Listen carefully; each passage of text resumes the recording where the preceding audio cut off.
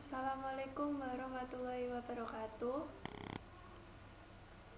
Kami dari kelompok 5 mengenai tanya jawab materi tema 5, yaitu penerapan etika bisnis Islam. Yang beranggotakan saya sendiri Amelita Ayu Permatasari, yang kedua Widya Ayu Nur Sawitri, dan Syarifah Syaira. Di sini saya akan menyampaikan penanya pertama. Pertanyaannya adalah, di dalam makalah dijelaskan bahwa suatu bisnis harus memposisikan karyawan, konsumen, pemasok, serta masyarakat umum secara jujur merupakan satu-satunya cara agar dapat bertahan dalam dunia bisnis. Lalu, bagaimana pandangan Islam tentang jual beli online yang barangnya tidak sesuai dengan deskripsi yang tercantum? Pertanyaan yang kedua yaitu, tolong jelaskan maksud dari penumpukan barang itu bagaimana dan apa saja dampak yang ditimbulkan dari penumpukan barang ini selain ketidakadilan. Di sini saya akan mencoba menjawab pertanyaannya. Pertanyaan yang pertama, bisnis online adalah bisnis berdasarkan muamalah. Bisnis online diizinkan selama bisnis tersebut tidak mengandung elemen yang dilarang. Transaksi penjualan online di mana barang hanya berdasar pada deskripsi yang disediakan oleh penjual dianggap sah.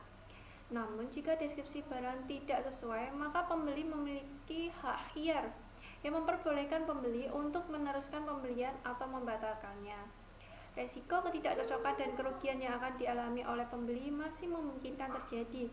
Oleh karena itu, dalam transaksi ini, pihak penjual memberikan hak kepada pembeli untuk mengembalikan barang dan menerima pembayarannya, atau menukarkan barang tersebut sesuai dengan ketentuan yang telah disepakati sebelumnya. Dalam hal ini, konsep hak pengembalian dan penukaran tersebut sejalan dengan konsep khiyar dalam Islam. Kemudian, saya akan menjawab pertanyaan yang kedua. Apa sih ihtikar atau penumpukan barang? Pengertian umum yang dinamakan ihtikar adalah apabila memenuhi kriteria sebagai berikut. Yang pertama adalah sesuatu yang ditimbun adalah barang yang dibeli. Yang kedua adalah menimbun dengan niat untuk dijual kembali pada waktu harga melambung. Yang ketiga adalah menimbun pada waktu barang dibutuhkan oleh banyak orang. Yang keempat adalah sesuatu yang ditimbun melebihi kebutuhannya. Yang kelima, sesuatu yang ditimbun adalah berupa bahan makanan. Yang keenam adalah menimbun pada waktu tertentu. Keharaman praktik penimbunan, monopoli, ihtikar adalah bila mana ada unsur tadi menyulitkan terhadap masyarakat karena mereka harus menebus pembelian dengan harga yang tinggi. Lalu, apa sih dampak menimbun barang selain ketidakadilan? Dampak menimbun barang selain ketidakadilan adalah, yang pertama adalah ihtikar juga menyebabkan krisis yang sangat fatal dan sangat mengancam stabilitas ekonomi. Yang kedua adalah praktik ihtikar akan menghambat kesejahteraan umat manusia. Padahal salah satu tujuan dari sistem ekonomi apapun bentuknya adalah kesejahteraan umat manusia.